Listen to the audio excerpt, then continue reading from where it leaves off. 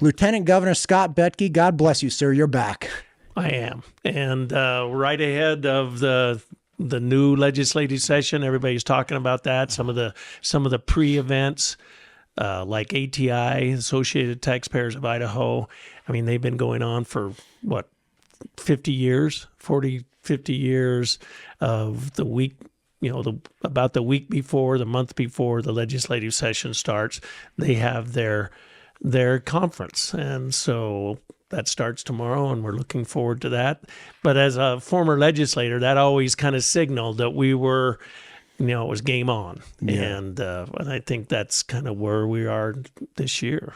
And I've been recently educated a little bit in this space. The Associated Taxpayers of Idaho is essentially a group that says, look, we have our policies and we have, the wish list of legislators, we have, social intents, we have all of these different things. But when policies are made, there are ramifications for the business industry that at least come from some manner of, some section of that is tax, a tax ramification. So it's, hey, look, guys, you can make this policy, or you can interpret this federal policy in this way.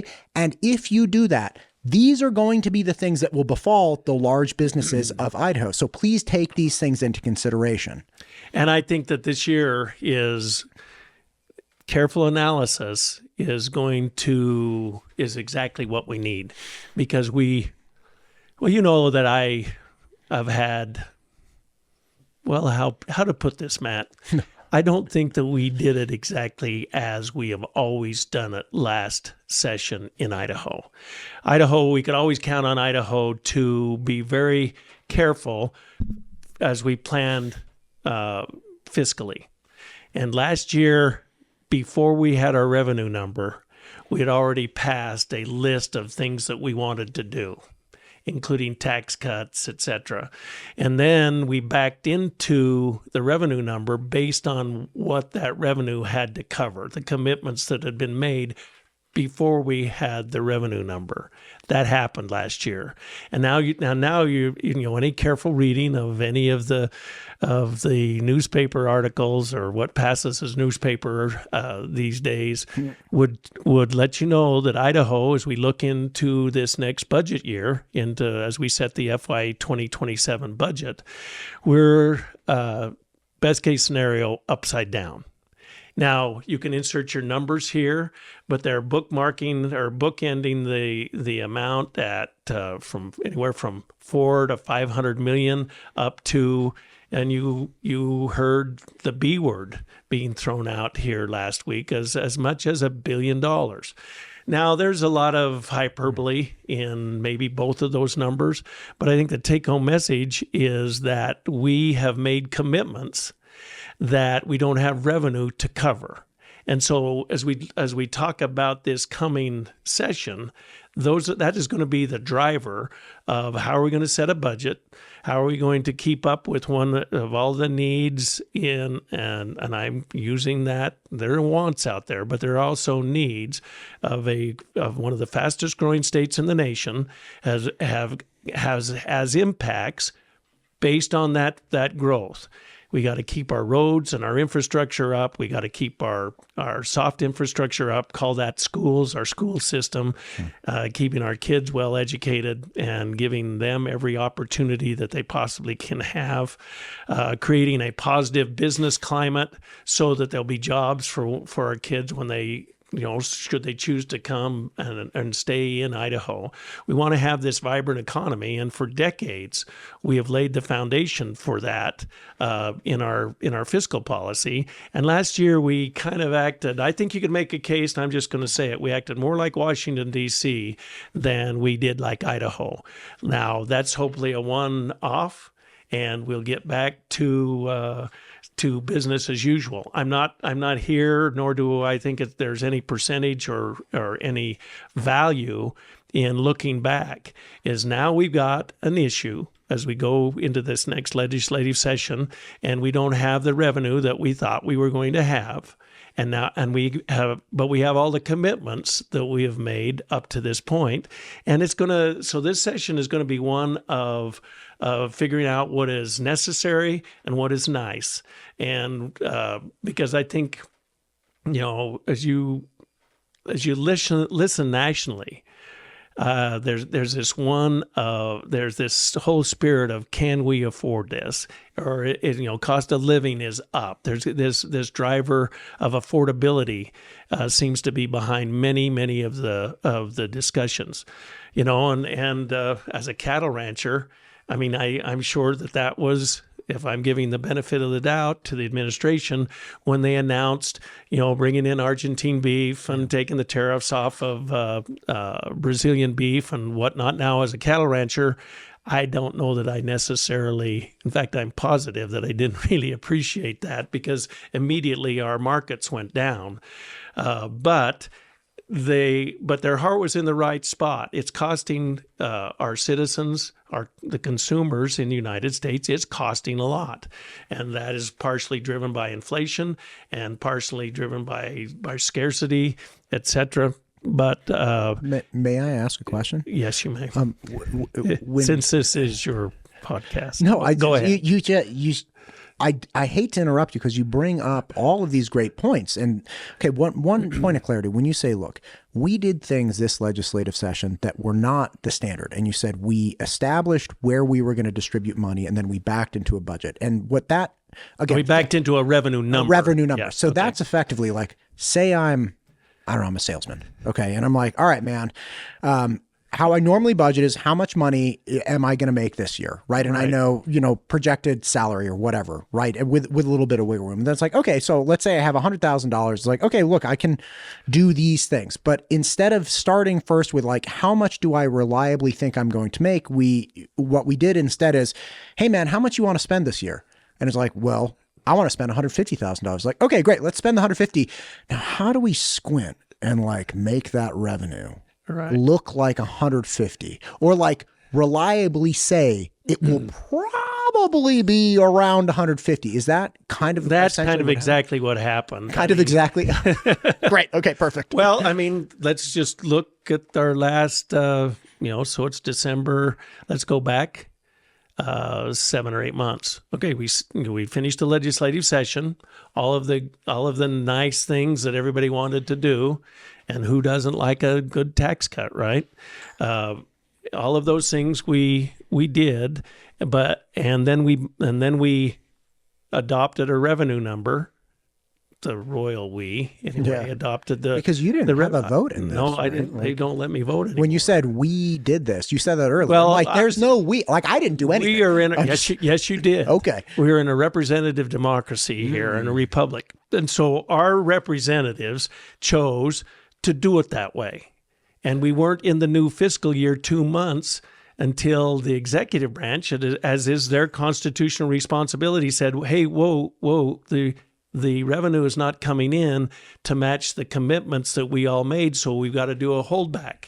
And they did a 3% across the at least half of the budget to say, hey, the revenue is not coming in to match that, so we're going to do a holdback. Now, 3%, that's like saying, hey, I'll give you $1. And then time passes and it turns out I can only give you 97 cents. Probably not the end of the world unless your whole dollar was committed into contracts and those types of things.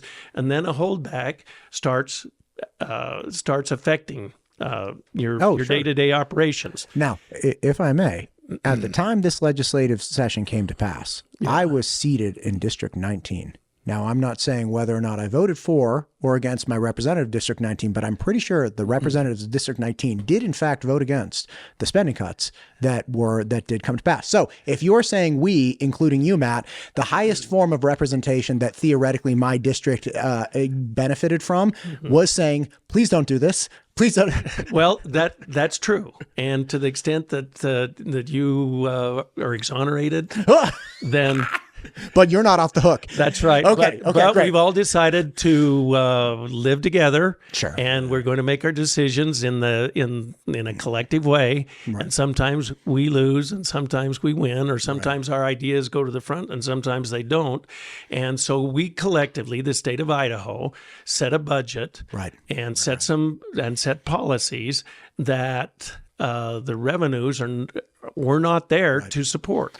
And we're looking down and it hasn't gotten any better. And so we're looking down. So everybody wants to know what this next legislative session is going to look like. Well, it's going to look like balancing the books. And it's going to look like going into our existing policies and deciding. In fact, I'm a veteran of the Great Recession, and doing this as the Speaker of the House and one of the House leaders back then with Governor Otter, and we just went through. He said just like he did as.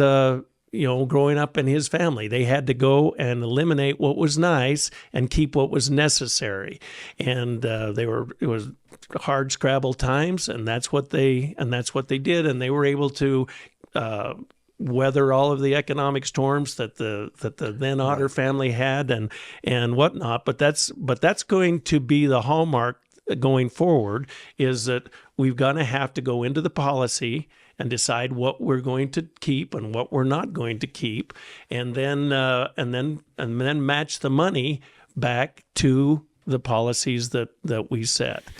It's not rocket science. With the cattle and the math will eventually win on this. Oh yeah, you're not inventing new math. No. Did you ever watch The Office, that TV show? I watched it a couple of times, but I will admit. It's okay. That I never got the bug. Okay. It's okay. Listen, you're a busy man. But there was this funny character named Kevin that was like this doofus in the accounting department. And in one episode, they're like, there's this huge problem with payroll and people trying to figure it out. And they're like, wait, what's this number? And they're like, oh, that's Kevin's number. He's like, wait, what's that number? And they're like, no.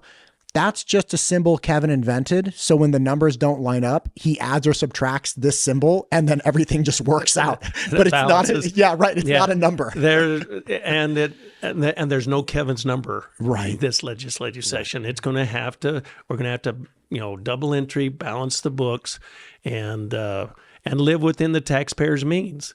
And so as we go forward here, one of the big issues is that, after the legislative session, the One Big Beautiful Bill was passed, and that had tax ramifications for Idaho.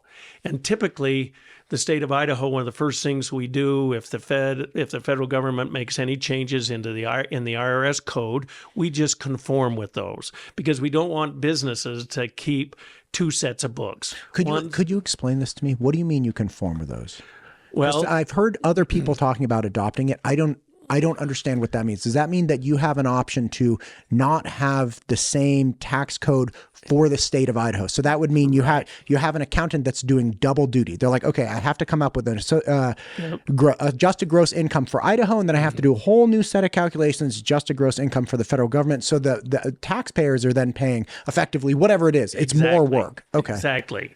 And we think it's better to start at the same adjusted gross income, Gotcha. Whether it's federal or state. Gotcha. All right, but in order to do that, there are certain ways that you get to adjusted gross income that you got to do when you're doing your federal return, the same as your state return. And if you don't do it, okay, well, take for example the One Big Beautiful Bill eliminates the personal income tax, federal income tax on Social Security benefits.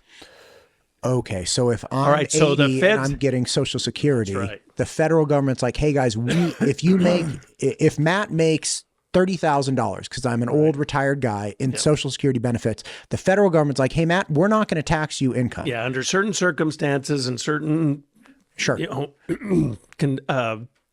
global circumstances in your personal situation, then you wouldn't be paying personal income tax to the federal government. Okay. But if Idaho doesn't conform with that, then you will get the pass at the feds, but you won't at the states. So we conform. So if they when they change the law at the federal level, we also change it at the state level. And that was after the legislative session. That was after the legislative session. And so nobody,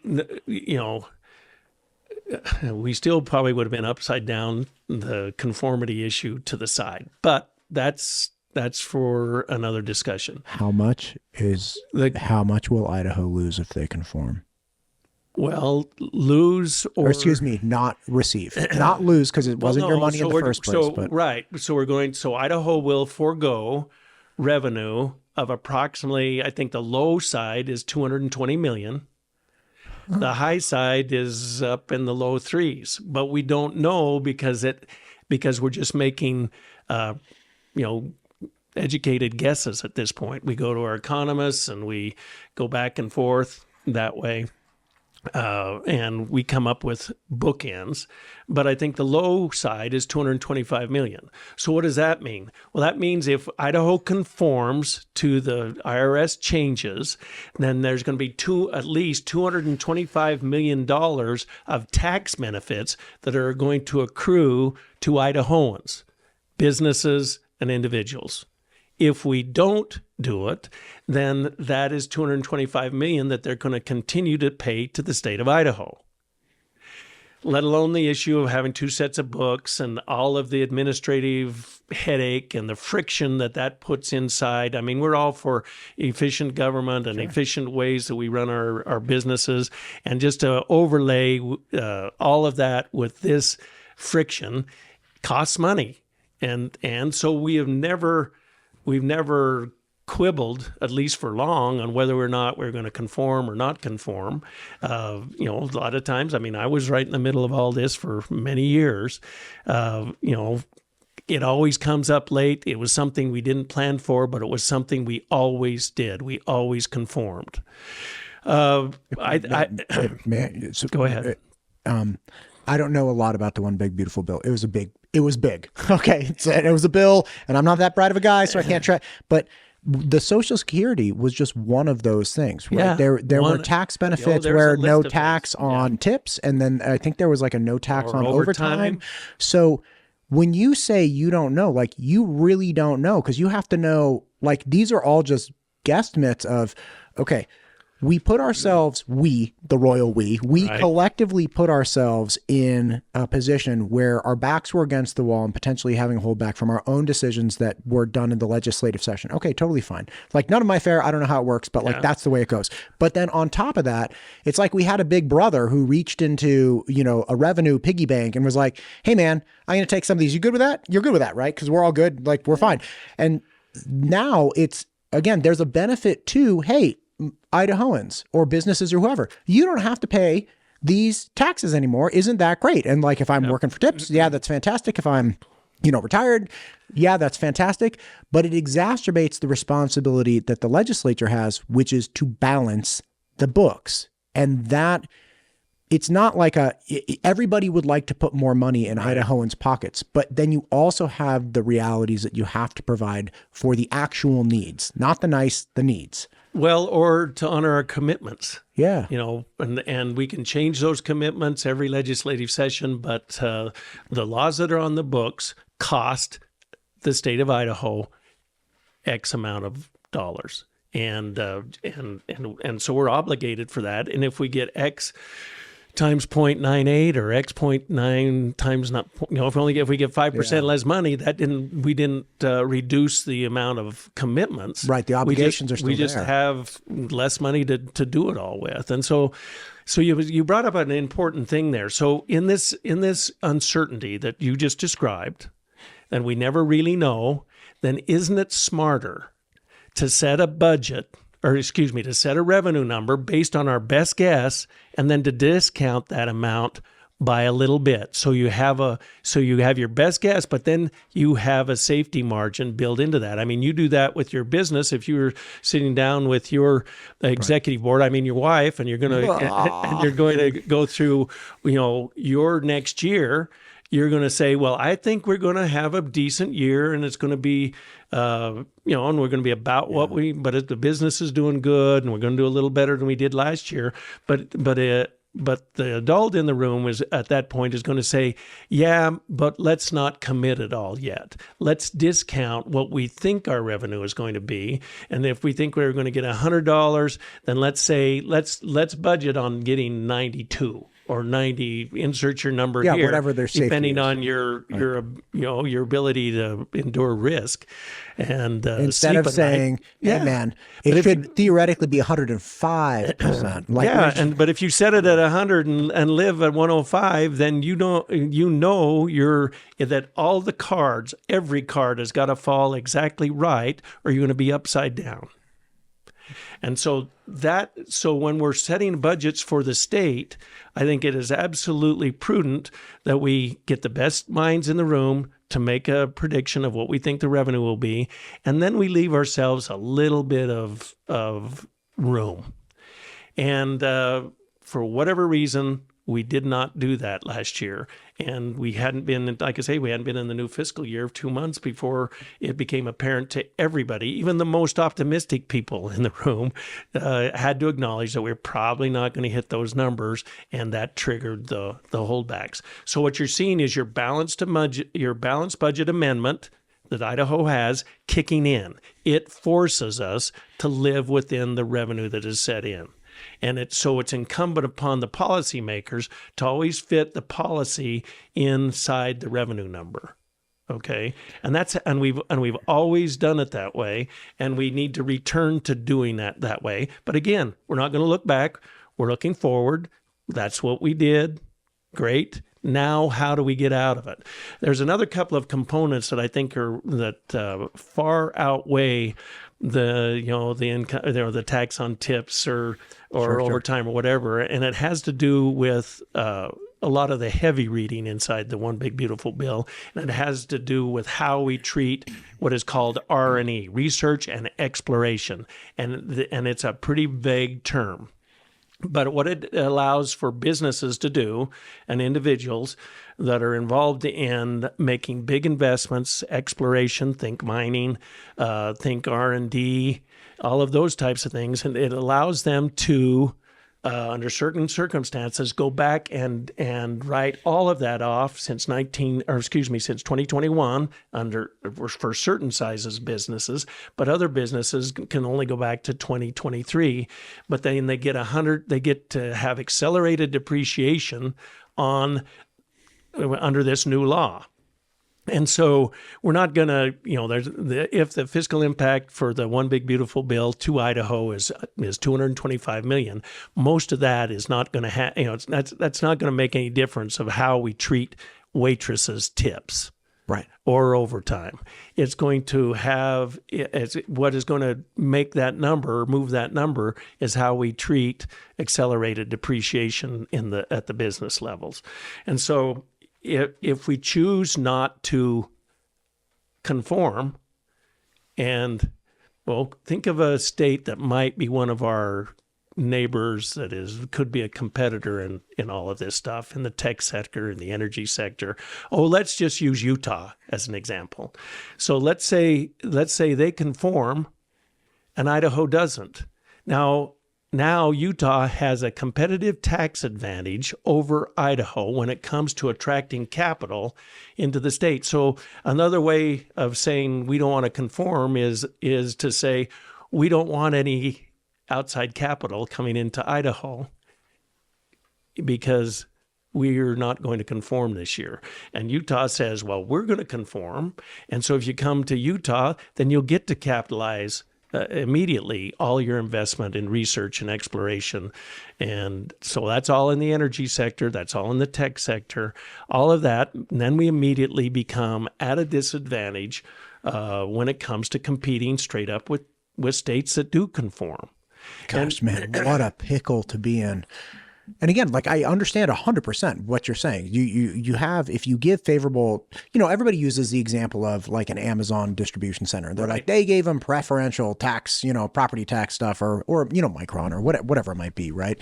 And there's plenty of criticism that people lobby all around. But from the R&D, when you have tech and you have, for instance, mining and, those types of operations that are scrambling to get up to speed, when you have to, develop refinery operations, when you have to develop, sourcing operations, you have to develop all of these different things that, by the way, are already 10, 15, 20-year polls where people are just rolling the dice, hoping that these things happen. I had the president of Thunder Mountain Gold on a couple weeks ago. Really interesting because, again, his company's on the front end where it's like, no, we're exploring. We have estimates of what this resource is worth, and then like we essentially sell it off and let people come in. But the astronomical upfront investment that goes into these things to attract those people into a state, even if it's like, hey, look, we'll let you got to buy a bunch of equipment. We will let you capitalize that instantaneously. Get it up and going. It'll be better financially for you. That is, I have to imagine that's like a massive springboard to this industry that the United States desperately needs. It is. And like I say, and this was the administration's way of telling, for example, the mining sector, that we've got your back. It's important to us that we get our strategic minerals found domestically. It's important that we stimulate the exploration and the mining of strategic minerals. We've talked about that in the past. But here's the thing.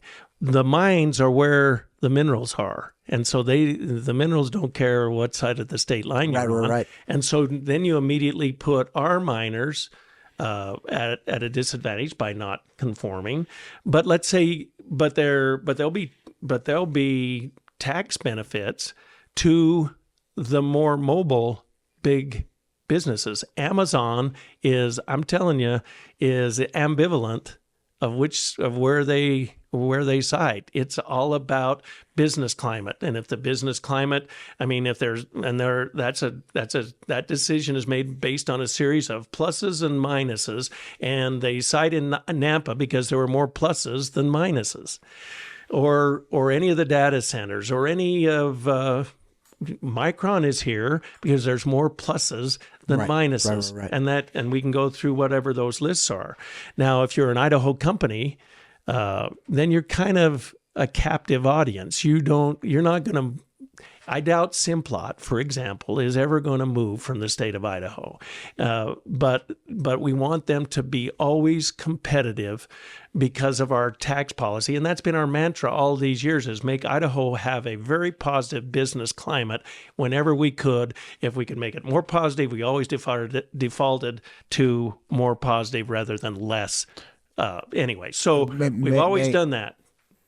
So the decisions baked into whether we conform or not this year are farther reaching than they normally have been. I'm sorry to, like, again, you say so many good things. When you talk about having a captive business, right? Like you say with Simplot, and I think it's very easy for large state agencies or large things to be like, they can never leave. Yeah, they're not going to leave. We'll just take it that. And you have notable examples of this within Idaho, right? Like you have Simplot, you have Micron, you have these industries. So you're like, they're never leaving.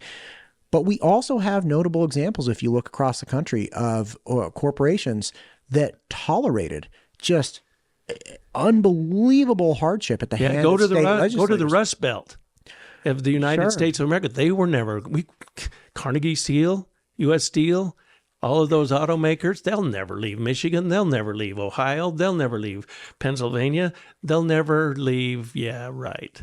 Right. And even more contemporary. You had again, in my former state, you had a mass exodus of these distinctly Californian businesses. I remember, try this one on for size. We just recently went back to, flew back into Oakland for Thanksgiving. Had to go, go see the in-laws. Had a great time with them, no problem. We fly into Oakland, and as you're picking up your rental car, it's hilarious because they're like, don't stop around the airport. Don't stop and get gas here. Don't stop for anything. It's like they want you running red lights. It's like, okay, man, it's your car, whatever. So you get going. You got plenty of gas to get to the suburbs. There was get there as quick as you can. Oh my God, 100%. And there was an In-N-Out right next to the Oakland airport. Used to be. And this In-N-Out would do gangbusters. Now, mind you, this was an In-N-Out that I could go to in college. Like this, it had been there. It was this iconic kind of spot in Oakland. And they had to shut it down. In-N-Out shut it down before they moved their corporate headquarters, which they eventually did after Gavin Newsom was like, oh, they'll never do it. They had to shut down that In-N-Out because the corporation said, look, this is profitable. We make a lot of money. But the turmoil and cost to our employees and customers is so substantial that we cannot in good conscience keep operating here because quite literally they had shot out all of the parking lot lights. If you go there at high noon, yeah, maybe you get a double and you're okay. But if you go there after sundown, dude, it's a blacked out parking lot. Last time I was in there, my wife didn't stop, by the way. I jumped out of the car and I was like, just don't stop, honey. Just keep circling.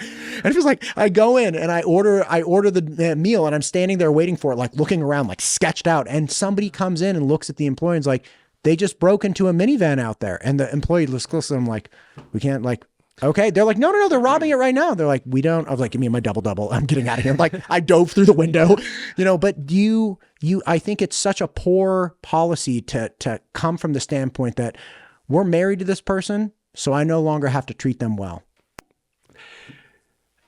Well said.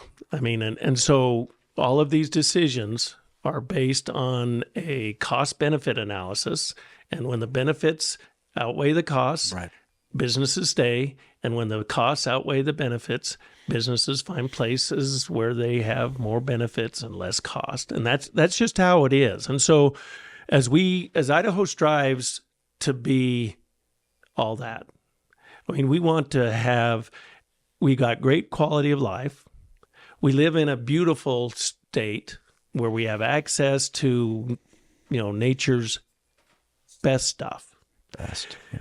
And we've gone decades of laying the foundation of a good economy, an economy that stays out of your, having the government stay out of your hair, doing the lightest possible footprint of government in your life, necessary, but nothing past that, and creating something that we are all proud of, and we've been discovered that we do it that way. Wall Street has discovered us. I mean, we have a AAA rating where many states do not, because we do it right and we've done it right consistently. And I'm advocating for, fine, we've got to get back on that track, and how are we going to do that? Well, the first thing, we can't have sticker shock over the conformity number, because if we're still supply-siders, then the changes in the One Big Beautiful Bill will stimulate the economy nationally, including Idaho. But if we've made all these other obligations, so I'm saying, with respect to all the authors and to all the pundits out there, that there might be more economic benefit to the state of Idaho by doing tax policy A versus tax policy B. What are the A and B? Well, the A in this case would be conformity, because of because of all the things Yes. that you just described, when we can capitalize all of our research and exploration costs, for example, and to get 100% depreciation and not amortize that over time. And but a small marginal, I'm all for reducing personal income tax, but if I pay all of my business taxes through the individual schedule, because I'm a sub S. Our company, many small businesses in the state are so-called pass-through entities, and that's all fine and dandy. But we're talking about being upside down at least $500 million as we set this next year's budget. And so I don't know which tax cuts are better than the others, but I think that we need to do some careful analysis, because we have a finite amount of, but we have a fixed number of commitments. So we either got to change those, or we got to find the money to cover them. And we can do it better through efficiencies and all like that. I guess what I'm saying is, sessions like this one that is coming up are going to demand from all of us our best efforts. And so there's going to be no percentage. There's not going to be any reason to finger point and to gaslight or deny. That's not going to help. We got to roll up our sleeves and fix. Do it like we've always done. Live within the taxpayers' means, and get back squared away. Now, here's some of the good news. The state of Idaho has put away money into the various savings accounts. Call them savings accounts. They're labeled differently than that. Rainy day funds, whatever you want to call them. And so we can go into that savings account and bridge over some of these issues that I've just described, but it's one-time money. And so it goes against, well, there's two schools of thought here. It goes against my thinking because it's not raining, we're not in recession, so why? And we put that money aside for rainy days and for recessions. And we have neither right now, but we have a problem. And that's $1.4 billion of taxpayer money that's just sitting there. And so we have got this problem, and so I think it's valid that we use part of that money to bridge out of this issue. And so that's a way to do that. But when we do that, we need to understand that is a short-term fix, and that can bridge us over, and hopefully the lines on the graph cross, but we have got to be careful going forward. So if we tap into, and again, I'm sorry to interrupt, but when you start talking about a fund that you have set aside for rainy days and for recessions, and when you have neither, now look, I am not a bright man when it comes to finance. I'm not like a bond trader, whatever, but like, I know that as like, I am the breadwinner in my family. I have been for, almost 2 decades.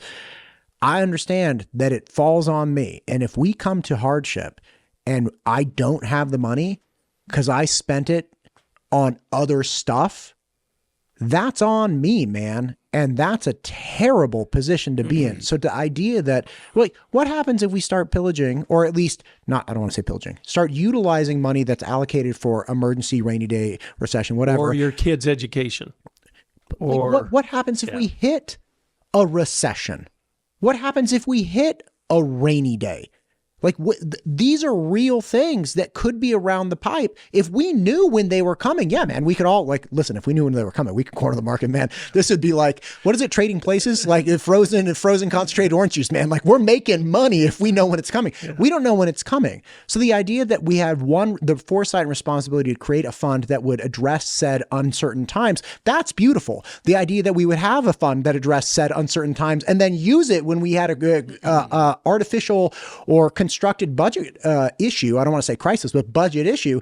That's like, wait, you were smart on the one hand, and then you slapped the smartness right out with your other hand. I can't argue. But, and again, I don't know. Maybe that's how you get out of it. Well, I don't know. I mean, we live and we learn. But so any process that doesn't factor into it this unknown, then is, as we would say at the ranch, you're riding for a fall. You're being reckless. Sure. You keep riding like that, the horse is going to trip. You're going to get hurt, and you got to be careful. So if you don't, then you're, quote, riding for a fall. So we come up, so it's always better then to get a revenue number, then discount it, because we're always wrong. And the downside of being wrong on the low side is not that big of a deal. We have a surplus this year. We got more money than we budgeted for. That is not a problem. But when you're wrong on the other side of the equation, then you got a problem, because you can't live up to the commitments that you've made, and it forces you to go into your savings accounts or other means and disrupt Sure. the program. Now, don't get me wrong here. I'm a taxpayer as well, and I want government to be as efficient as it possibly can be. And so that's why it's going to be a little tricky this year, is because we're saying that maybe some of these tax cuts were at least ill-timed. Sure. And so I'm saying that there are some tax cuts that are going to get to stimulate the economy better than others. And that's all going to be a judgment call depending on everybody's perspective. But all those perspectives are going to get molded together in a system we call the legislative process. And they need to come up with a way that gets us on track. And maybe, and I hope our government is leaner and meaner and more efficient, and all in all, but that change is going to take some hard work. And so bumper sticker politics are ill-equipped to that type of decision-making process. And so, but we're going to have bumper sticker politics because every one of them are going to be running for re-election next May. And so, so we need to do like Idaho has always done, is we need to reach down and we need to do the right thing. And when we do that, that has always benefited Idaho. Have we made mistakes? Yeah, in retrospect, there's certain we could have done A, B, C versus X, Y, Z. Sure. And there would never been marginal benefit by doing the one over the other. But we also history, it teaches us that we need to be careful. We set a number, we discount it, and budget to that lower amount, and then you'll always, and then I don't know how many times out of 10, but 7 or 8 times out of 10, you're going to be, there'll be no problem. And then there'll be maybe 1 or 2 out of the 10 years that you'll have a problem. But then you're in a recession where it's global. But anyway. But if you plan for that, you can address that. Right? That's my point. And we plan for that. But like, I've never been in a car accident. Okay, right. I'm very proud of that. I'm 43. I was thinking about it today. I'm like, I've never bumped somebody's, never done it. Right? You know how bad you're jinxing yourself. Listen, right now. Stop it. What I'm trying to say is I still wear my seatbelt, and I tell my kids to wear their seatbelts. Like, I'm coming up on 3 decades of pristine driving history, but you still plan for the worst. Comprehensive insurance too, and not just liability. Yeah, I got the curtain airbags too. I'm not that worried. My point is I get what you're saying. I mean, I obviously understand, and I see the pickle of, look, we want to have the most competitive, advantageous environment for business and growth in the state of Idaho. We also have an obligation to balance the books. And, coming into this, can I ask you something slightly unrelated, but you brought up the primaries? What do you think can be done to help people understand the nature of the big money that floods into Idaho? Because I don't know, again, I've never worked in campaigns and whatnot, and the first time I really started paying attention to primaries was the previous one. And that's, what was that? 2024. Seeing the number of mailers that were sent out against people like, former Pro Tem Chuck Winder and, Speaker Mike Moyle. And these people are not my representatives or senators or anything, right? So I'm not saying I'm their guy, but seeing how poorly other states and well-funded PACs, how effective they were at totally bastardizing and misrepresenting our honorable elected officials, not even for a particular end other than let's just throw a grenade into the middle of Idaho and see what happens. And recognizing that that's a whole funding strategy. There's a whole ecosystem around political action characters within the United States that intentionally find low rent districts like Idaho. So because they're like, look, man, you got $1 million. You can't, it's like $13 million to get a bill in California. But in Idaho, you can get this guy out for $100,000. Yeah. We could get 4 or 5 big people out for $1 million. And then we can put on our resume all these notches on our belt. Look at all these things we did. It's God, that boiled my blood. If you want to argue with me, we're going to have to change the subject because I agree with you 100%. Okay. So that's the point here. So who benefits from the chaos that is created when you disrupt the status quo? Well, trace some of that money back goes to the marijuana industry. Idaho's pretty strict when it comes to that. In that chaos that follows, is Idaho going to continue to be strict with regard to marijuana policy? They knew what the old guys were. They were hell knowers. The new guys, well, there's a chance. And I don't know that it's specific to that industry or others. But you can follow the money is what you're saying. Follow the money. And there are very few entities out there that spend money not expecting some type of return. And and so that forces the educated electorate to ferret that out. And but we're susceptible to a glossy mailer. We're susceptible to, human nature always, I guess. How about if I may think, we believe what we hear, and we believe the negative. And when you hear negative about someone, that taints you, going forward. You have pockets of populations like Star.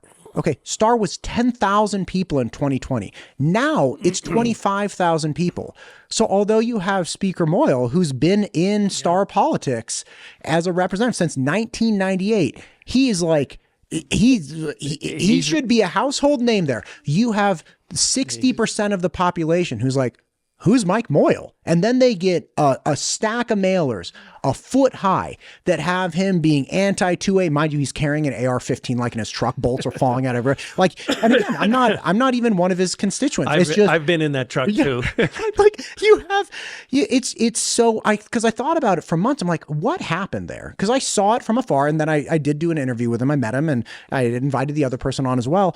And I'm like, why did this happen? Because he won. He beat out the person running against him, who is my understanding, like, lived at home, didn't really have a job. I was like, how did this happen? Because again, I don't know a lot, but this person seems to be somebody who has had a leadership role in the state for a long time and seemed like under any other circumstance would be a shoo-in.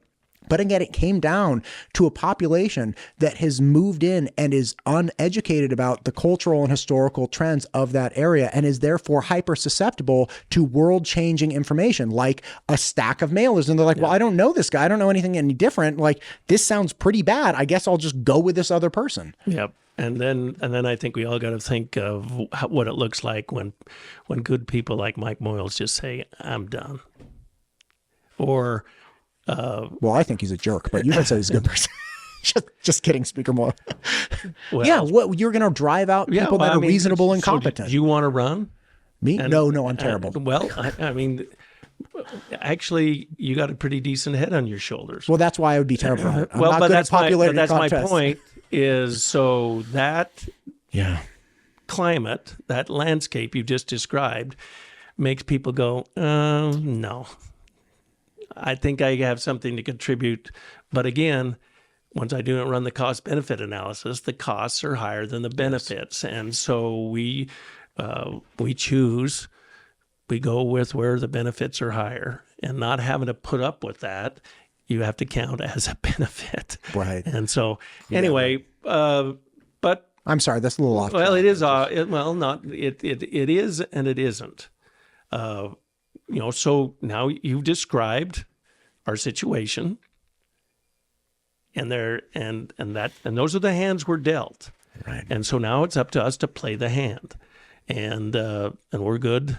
If you want to push the analogy, I mean, we're good pinochle players, or we're good hearts players, or we're good spade players, or whatever. Insert your card game of choice here. Big euchre fan. Yep. Okay. Well, there's good hands, or not every hand you're dealt is a moon shooter. Right. But the good players over time are able to play bad hands of cards better than people that don't. And that's where we're up against. So we've described a difficult situation, but it's not the end of the world. We still live in Idaho. We still have all of the benefits, all of the blessings that we had here. And so it's going to be, so our success will be based on our attitude going forward, our can-do attitude, reaching down, doing the hard things when we need to. And I think that we're up for it. Back to the premise of the interview is, what is this next legislative session going to look like? It's going to look like a lot like we just described here. We've got some difficult issues facing us. But our state economy is still growing. We still have all of these options, but the policies that served us well in insert your number here, insert your date here from decades ago, maybe don't serve us well going into the decades in our future. And so I don't know what that looks like, but I think you're going to have to take a realistic look at the way we fund our schools, our buildings, and doing that with a property tax that seems to not be all that popular anymore. But that has not diminished the fact that we need good, safe schools all in every community in the statewide, to give our kids access to a quality education. And you got to have a safe building to start. So that's one place to look at. I mean, there are dozens of other places to look at, and that's what I want everybody to lift up, count their blessings, and let's get this thing fixed where it's broken. Let's keep doing what is working. Let's not do what doesn't work, and let's leave ourselves a little margin as we go forward to hedge our bets. That's how every, we want government to act like a business. That's how businesses function, is that they don't bet the farm on every one of their decision making. They leave themselves room to be wrong. And I think that we need to do that as well. The best thing Idaho has going for it, it's filled with Idahoans. There you go. I'm optimistic. And so we're problem solvers. Yes. And so let's get everybody educated as to what the problem is. And then since we're human beings, we're going to want to blame each other for a while and whatnot. But then we're going to realize that we're stuck with each other. And then we're going to roll up our sleeves and get to work. And I think that's what this next session needs to look like. God bless it. Lieutenant Governor, I really appreciate the time. I know you got a lot going on when you're in town. Is there anything like to hit here at the end? Well, I have a couple of thoughts. I'm thinking as I'm going through this that podcasts like this are a net good thing, because we break it down. If people can listen to the whole thing, then I think there's an education to be had here. And as you're relatively new to the state in comparison, and you broke it down. You have a quizzical mind, an insatiable curiosity, and you're pretty articulate. And I think you have a way of breaking down complex issues in a way that Mom and Pa Kettle can understand. And I think that's part of what needs to happen here, is everybody is doing exactly as we describe back home around the kitchen table. They don't take the risks that we've just described. They live pretty carefully and very frugally. And that's what has made Idaho great, is that they have never waited for government or anybody else to fix it for them. They just did it themselves. In fact, they assumed government was going to screw up, and they insulated themselves from those mistakes so that it didn't affect their day-to-day life as best they could. And so I think it's incumbent upon us to apply all of those principles as we're elected to run the affairs of the state. And if we're not doing it right, for heaven's sakes, unelect us then. But I think that the makings of the solutions are always there, and they're born out of grit and hard work and a commitment to each other or to our neighbors, that we're all stuck with each other here, and we can fix this if we will. And so blaming, pointing, all of that is counterproductive to the job that we have before us. Now, I'm not naive at all. I've worked with human beings now for a while. And so there's going to be some of that. Fine, get the buzz that is associated with doing that, or whatever happens when you point a finger. But it's time. But we got to get past that and start rolling up our sleeves and going to work. And that would be my message going forward. Is I don't know exactly I know how I would do it, but I don't have the luxury of doing it myself. We're going to do it together, and there are going to be other ideas out there that are going to be superior to mine, or they're going to steamroll mine, or whatever they are. But I do know what doesn't work, and that is to budget for and to create a list of things that the revenue is not going to support, and you got to leave yourself room for the eventuality or the possibility that your ship doesn't come in, and that's where we're at. God bless it, sir. Thank you for your time, and we'll do it again. All right.